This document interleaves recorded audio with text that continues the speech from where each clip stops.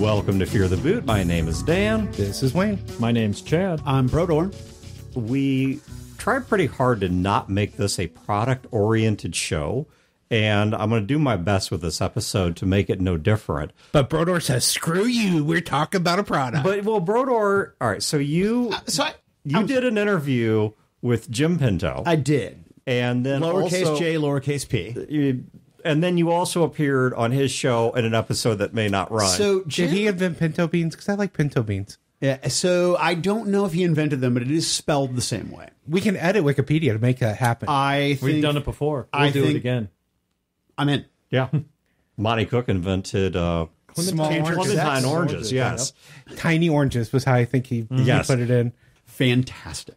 Anyway, so I had Jim on my show, and Jim, during our post-interview chat, Jim said, hey, would you like to be on my YouTube show? Is a podcast called My 10th Level Paladin. And he talks to people about a character, one character, right? So as opposed to the please never tell me about your character, Jim's idea was, you know what? There are great stories about characters out there. Let's hear them. But it hasn't aired yet. And I, was under the impression that it was going to air sooner than now. And I think maybe, just maybe, I'm not a great podcast guest. Now, I was on somebody else's show, Murder Time in the Hobby Basement with Keith Aldrich. And that episode never aired, even though I interviewed him on my show. Brodeur, I've been called a podcast whore before because I've been around on all kinds of things.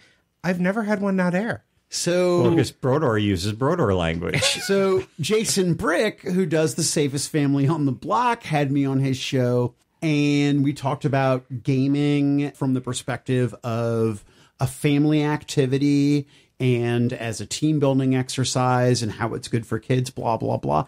I don't know if that episode is going to ever air. I feel like in fact, we haven't had an episode of Fear the Boot out in 2 years since you joined. People enjoy being on my show and they enjoy speaking with me, but I think I need to accept the fact that maybe the content that I provide for their show might not be airable. I don't know if it's all of the content so much as not everybody bleeps and or do not like the context of having something bleeped because it's fairly obvious what was bleeped. Well, yeah, I mean, you've got to be... when it's like, I punch that mother bleep in the bleep. You've got to be pretty stupid to not understand. Exactly. And Patreon isn't going to demonetize us like YouTube will Jim Pinto. Oh, yeah. They're brutal about looking for any excuse they can to take. They leave the ads in, but they keep the money. They are brutal about that. All right, but anyway, the point being... Jim, he's a prolific game designer, and he designs a lot of stuff that you can find on DriveThruRPG, but... There's a particular thing that Jim Pinto put out that we are going to talk about today. If you are interested in this, we will link it in the show notes. I think it's available on DriveThru. It is. It was a Kickstarter. The Kickstarter is over. Essentially what it's going to do, and I don't want to spoil too much, but it is going to take the concept of post-apocalyptic role-playing games and put a very different spin on them.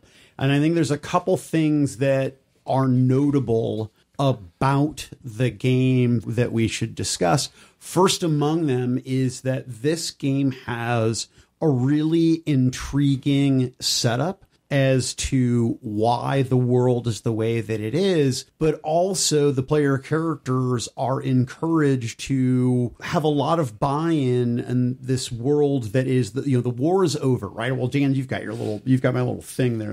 Which war? The World War II. Yeah. Are you sure? Yeah. Well, because I'm not. Because I looked at the propaganda posters. Yeah. And there's some errors. So it's amazing, right? Yeah. Because it is World War II. And look at the last picture and the date. It's an alternate history version. Yeah.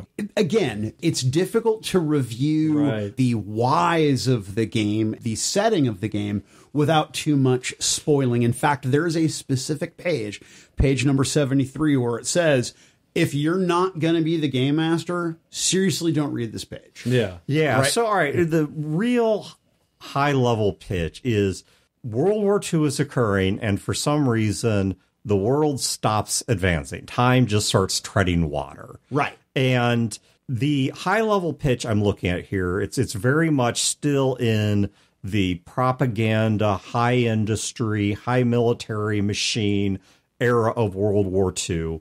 And everything is just sort of stuck in place. And I don't know why. I've honestly not read the book, but it kind of has a vibe to me of like We Happy Few, or if you played a game of BioShock before the game takes place, when you have, what was that underwater city called?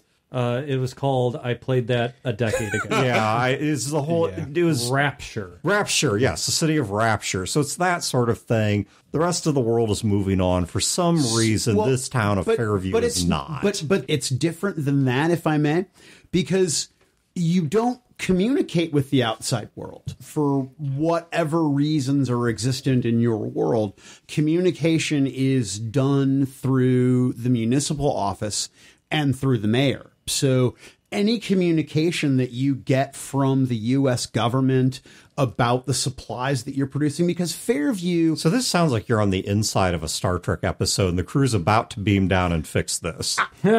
Again, I cannot spoil the game, but Fringe, Twilight Zone, like it has a thing that other games don't do.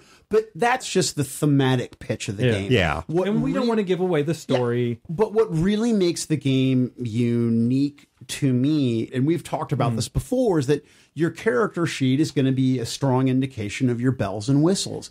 And the character sheet in this game, it doesn't have strength, it doesn't have IQ, it doesn't have things like that.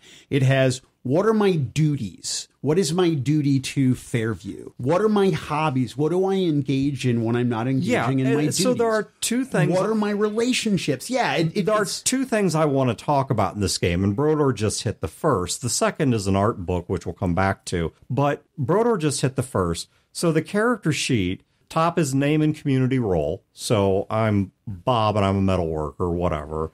Then you have duties, hobbies, which could be duty, relationships, secrets, and situations. And so it's a very descriptive, much like what you would see in Fate, where what is your high concept for your character? These are descriptive. I don't see, I don't know, are there numbers? There are. So basically everything is going to have a rating from 0 to 5, and that's the number of D6s that you are going to roll. And then there's a simple success chart in the book. So if you get, a 0 to whatever, it's a failure. 10 or above is, and you add all of your D6s together. Okay. Right? So 10 or above is a success without consequence. And then 20 or above is a major or great or critical, however you want to define it, success.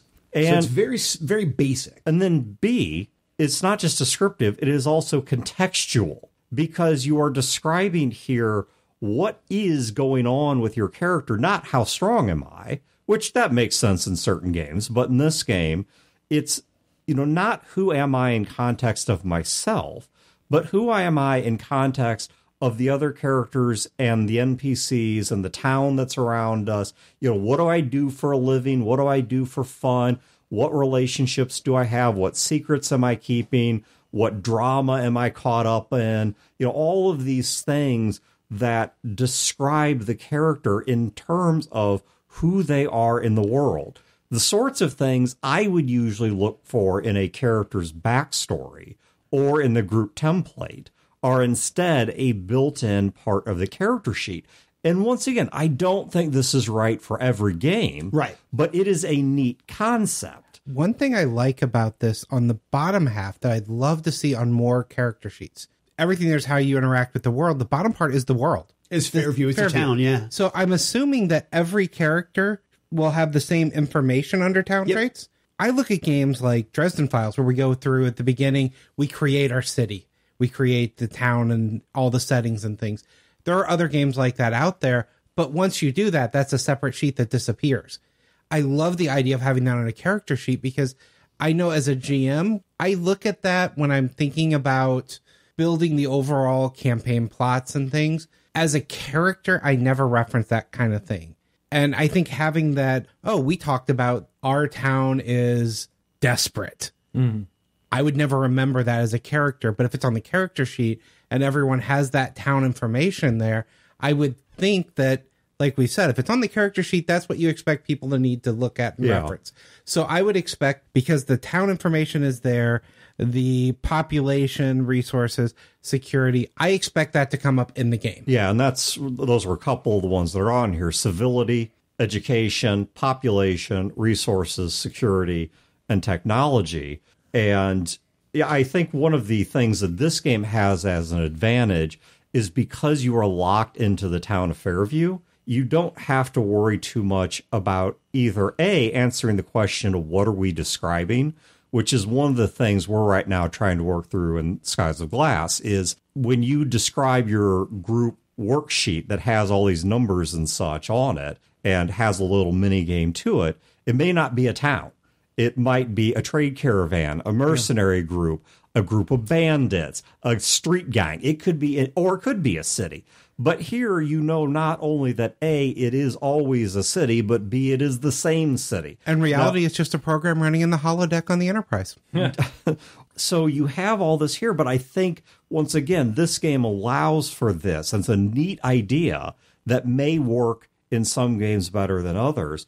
But I love the concept that Jim's got kicking here on that. The other aspect of it that I think is unique relative to other games that I have played in the past is that there is a game master worksheet for the game master's conspirators. Now, why that is important? Because obviously in Fairview, something is rotten in Denmark. The buy-in that's going to be required from the players is that we know going in that something's rotten in Denmark, but when we start out, we are loyal, happy citizens of Fairview that are doing our thing. Why do I care if there's something rotten in Denmark? I live in Fairview. Right. Yeah, exactly, right? So then things start to go awry, and I have not played it. I've only, done a read through of the book, so I'm not going to do the best job of giving you a mechanic and a deep drill down into the mechanics of the game.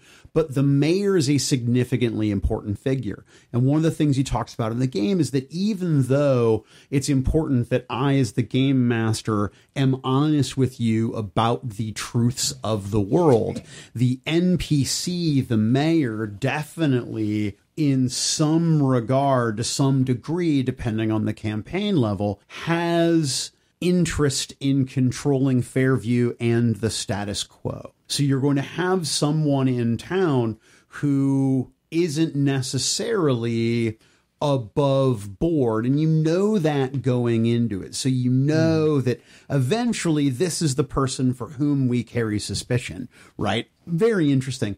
But one important thing on the game master sheet as opposed to the town are my trepidations, right? So if Wayne's character, and I'm paraphrasing an example from the book, but if Wayne's character causes a fire that burns down the local barn, and the barn is an important asset to Fairview because that's where we house the cattle, right? And it gets burned down, and now the cattle are in danger for inclement weather or whatever. Even if Wayne didn't do it on purpose, if it was an accident, that still has consequences. That is still a trepidation that I have about Wayne's character. So that's something that I have a little note here on my character sheet or on my game master sheet to remember, okay, here's something that is in Wayne's background. So when he's dealing with someone with whom he doesn't have necessarily a close bond or great relationship, this is something that I certainly am going to consider to hold against him in that action. And then, do those trepidations get paid off? Does he do something to offset that? So it's got a nice way for the game master to just remember those things, which are normal, or note those things, which are normally the things that I think often get lost in the shuffle. I don't offset it. I double down. So I burned down Chad's barn. His moisture farm. Hey, how are you going to burn a moisture farm? That's what I call it's made of moisture. Hey, they did it in Star Wars. New Hope, that's what they burned down as a moisture farm. Well, they burned down they lit two human beings on fire. I was going to say, and then other combustibles. Yeah. And then they're like, so are you going to tell people the moisture farm burned down? No. And then they shoot that guy. And then the other guy's like, I mean, yes. Is that what happened? Aunt What's-Her-Face got shot, just drilled in the back of the head, execution style. Yeah. And then her hair, because the muzzle flash was too close from the blaster. It's a blaster. It burns her hair. Yeah. And then she catches fire and then, robes. And the whole fit's a thing. And then, was it Uncle Owen? I don't remember. Uncle Owen and Aunt Beru, I run over and then, I actually could not have cared less. About those two human beings. So why do I care about these characters? Brodeur, I have a question, and you don't need to... Not a blaster, though. Not the back of the head. His hair's too nice. So. And you don't need to elaborate on this too much, because I don't know if you even can, based on the way the game's set up. But you were talking about how past a certain point, there's GM-only information, and there's a lot of secrets to the game. No, it's really just a page. Okay, well, whether it's just a page or a sentence or half the book... I have the same question. Is this game replayable? Yes. Okay. And I think that is actually something that I won't do as good a job as the designer will do. But replayability is one of the things that he for talks the about. Same group. Could we get to the end of a campaign because the thing is that we would play a different town. We would play a different version of Fairview, right? So our Fairview in game 2 or 3 or 4 is going to have different statistics. Maybe this Fairview has less civility, but greater education. So it's replayable in a For the Queen sort of way? Yes. Not replayable in a D&D sort of way. Where in D&D, it's like, okay, completely different characters, completely different plot. Instead of a castle, now we're on a boat and we're going from island to island. Well, now here is where I think that and instead of good guys, we're playing bad guys, or we're playing a Knoll tribe or whatever. As gamers who are creative, I am very much of the opinion that this concept is totally and utterly hackable, in that if you wanted to take it into a different venue altogether and have a different reason for your isolation, and have a different conspiracy as to why the powers that be have an interest in maintaining. You should totally hack this and run a Dark City version. Ooh. I was thinking Matrix, but Matrix and Dark City are the same concept, so... No, Matrix ripped off Dark City. Yeah.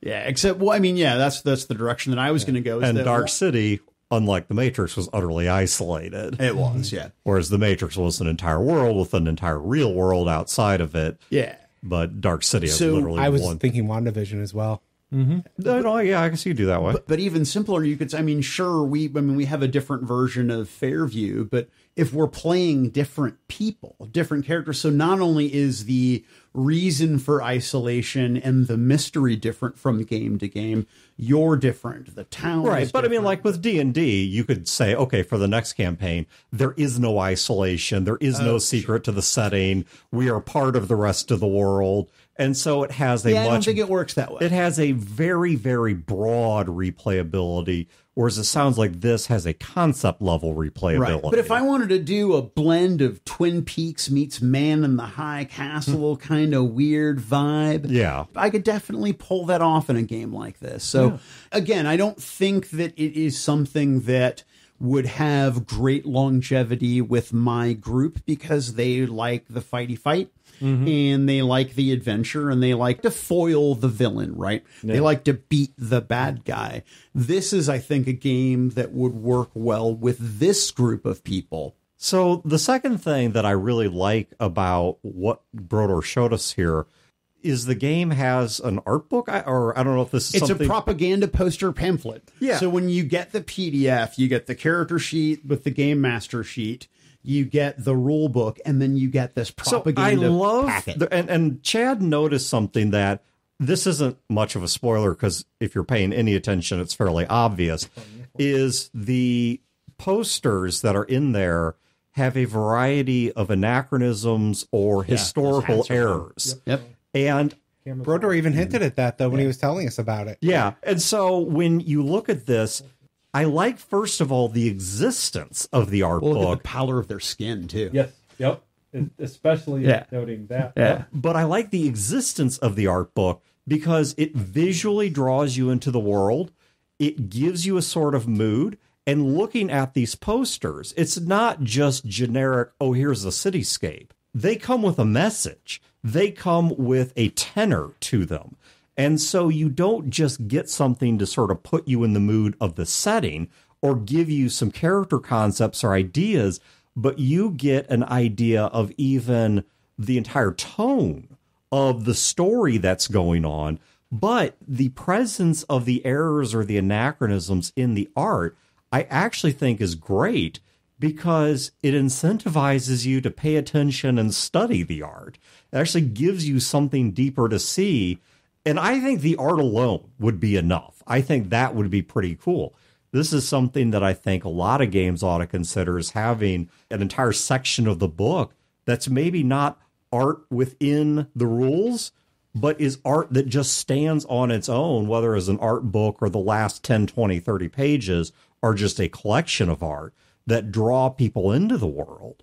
And in this case, this may not, once again, be appropriate for every game, but having these anachronisms, these errors, these things out of place and out of order gives you an added sense that something here is creepy, something is off, and it incentivizes you to study the art. I mean, Chad, you were counting the stars on the American flag to see if it was the correct number of stars or not. The war photographer had the wrong kind of camera. There were soldiers charging in another one that had the wrong hats. Yeah, you're like, why is it, if this is 1945, why are all these uniforms look like World War I? Right. Why does this camera look like an old-timey camera? Yeah, no, it's interesting. They use some terms incorrectly in there, too. It's very cool, any which way. But for me, the big uniqueness was not just the twist that he brings to it, but just looking at that character sheet and the game in that one page telling me this is what the game is about. You know, that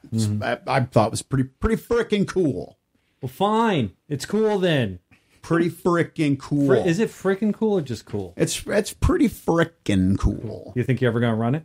No. No, that's actually that's wow, not, okay. No, I want to hear this explained. I'm kidding. I don't f*** you, that's why. No, because I don't know. If there is one thing that I have, it is in my wake a near countless intended and unfinished projects. And so I don't want to say, yeah, for sure, I'm going to run this, but I'd like to give it a day in court. In fact, I think that if anything, I would want to run it as maybe a one shot at a con. For me as a game master, I know there's a con coming up. There is. There's many cons. There's the Fear the Con. Yeah. There's the other con. We have listeners in DC.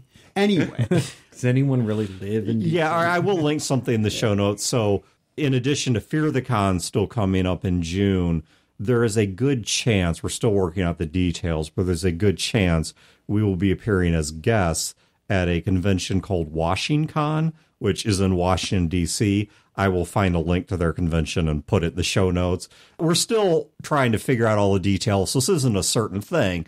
But if you're out there on the Eastern Seaboard sort of area and looking to hit up a convention, whether we're there or not, hey, check this thing out and get some good games in and such. I will say this. If they will have me, yeah, I want to go. That's a big deal. That, like, for me, that is bucket list. That is somebody said, hey, we would like your podcast to come out. And, oh, by the way, that obnoxious dude, is he available? Yeah. Okay. You know what I'm actually, you know what I'm ruining?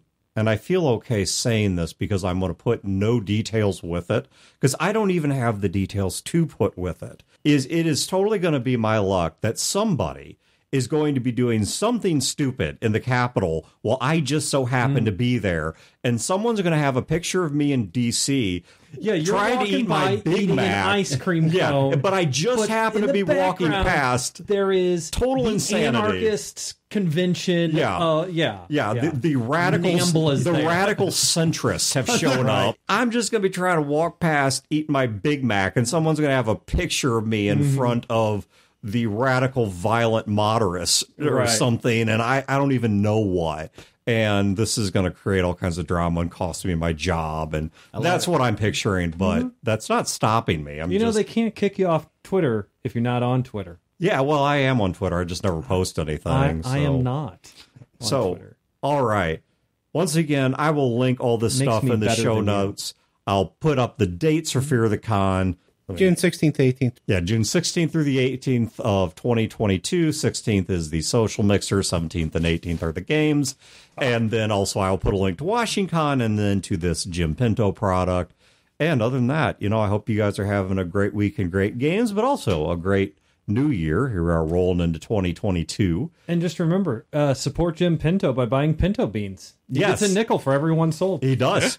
He's got a trademark on the name Pinto Bean, and he makes money off of it. What I sure think is that the pinto bean tycoons, like them and the Bush's baked beans family, like, do they have beef? At one point, the Bush's baked bean people wanted to get into pinto beans, but the Pinto family wouldn't have it, and there was espionage and subterfuge, and maybe even a little bit of the murder. I don't know. I would normally say, haha, that's funny. No. And then you look into the history of cereal, and things are a lot more underhanded, messed up, and in some cases criminal than you would expect. Shoes. Never, ever, ever watch Road to Wellville, which is about that. It's about Walter Kellogg and his brother.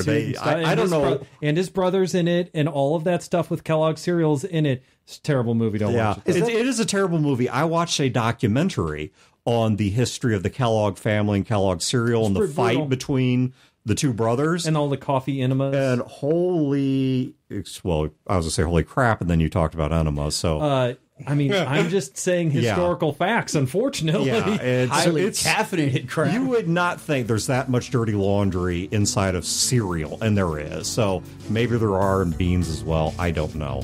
But either way, thank you guys for tuning in. Have a great week and great games, and we will catch you next time. Yeah.